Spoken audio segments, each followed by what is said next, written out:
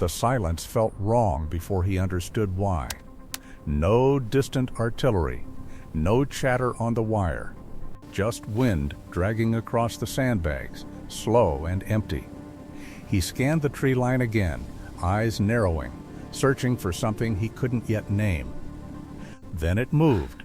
One figure slipped between shadows, then another, then more. Too many to count at a glance. His hand went to the radio. He pressed it hard as if force might pull a voice through. Static answered. Again, nothing. The realization came in pieces. The rotation unit hadn't arrived. The perimeter behind him was quiet. No boots, no support, no second line, only him. And now the shapes in the distance were spreading out, tightening, closing. This wasn't a patrol drifting too far. This was deliberate.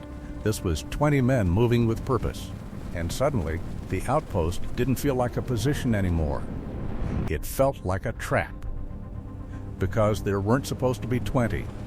This wasn't the plan. It never was. British defensive orders were clear, drilled into muscle memory.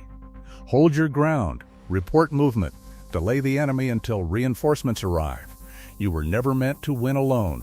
Just survive long enough for someone else to finish it. But that only works if someone is coming. He checked the radio again. Static. No voices. No confirmation. No correction. Nothing. The timeline had already slipped. The relief unit was late. The line behind him was thinner than it should be. And now, the enemy wasn't probing. They were advancing, fast and confident, like they already knew the weakness.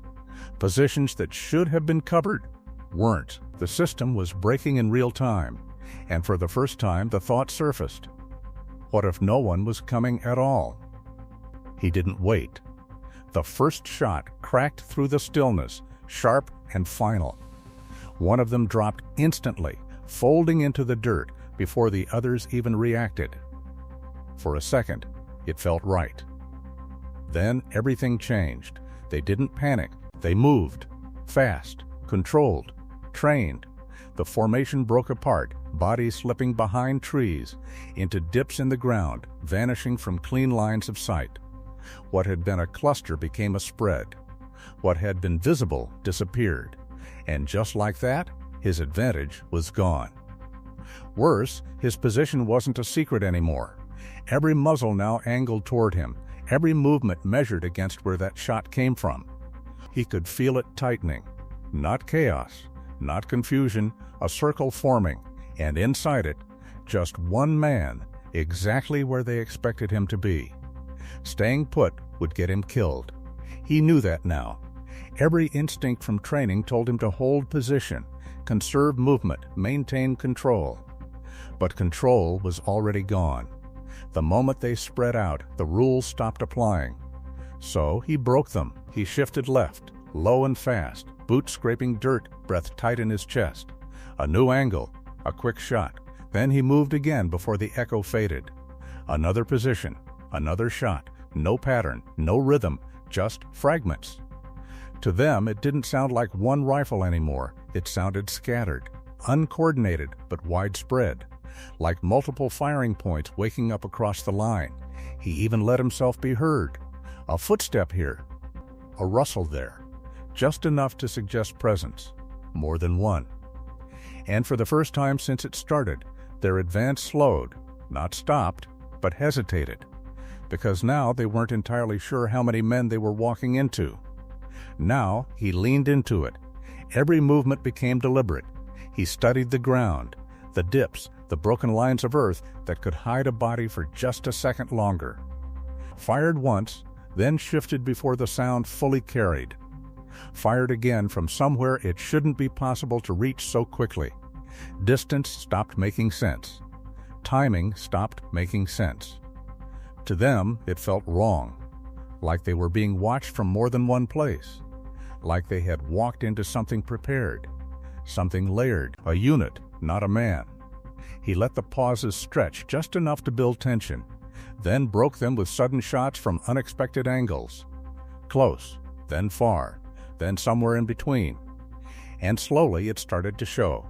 Their movements tightened. Faster glances, hesitation before crossing open ground, not fear yet, but doubt. And doubt spreads faster than bullets. Because once they started questioning what they were facing, they stopped trusting what they saw. The illusion was working, but only for now. And he could feel it. This couldn't last forever. Then he checked his ammunition. And everything tightened. What was left wasn't enough. Not for 20, not even close. The illusion had bought him time, nothing more. Each shot now carried weight. Each round spent was a step closer to silence. He reached for the radio again. Still nothing. No voices, no signal, no confirmation that anyone even knew he was still there. And out ahead, they were regrouping. More cautious now, more deliberate, spacing out, adjusting, learning from what they'd just faced. The hesitation was fading. They were adapting. And when they moved again, it would be different. Faster, harder, final. He could feel the edge closing in. No ammunition to waste. No support to fall back on. So he made a decision, not to hold the line, but to risk everything on one last move. They moved in together this time. No hesitation. No probing. A full push. Rifles up. Eyes locked on every angle that had fired before. They expected resistance from multiple positions. Coordinated fire. A unit waiting to spring the trap. But the ground was quiet.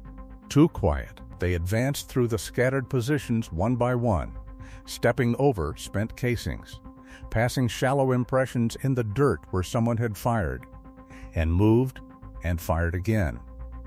It didn't add up. Then they saw him. Just one man, moving between the fragments of his own deception. Breathing hard, still holding the line that never existed. Around him, bodies where they had fallen, angles that told a story of many shooters. But there weren't many. There was only him. And in that moment, they understood what they had really been fighting. After it was over, there was no victory, no cheers, no relief, just silence settling back in, heavier than before. He didn't speak much. Not then, not later.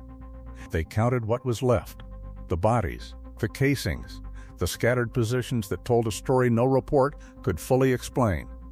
Command wrote it up clean, efficient, bravery under fire, a man holding his ground. But that wasn't the truth he carried, because he hadn't just held, he had deceived, manipulated, become something unpredictable to survive. And when it ended, that didn't switch off. It stayed with him, quiet, unspoken, unresolved. Because surviving 20 men is one thing, living with how you did it is another.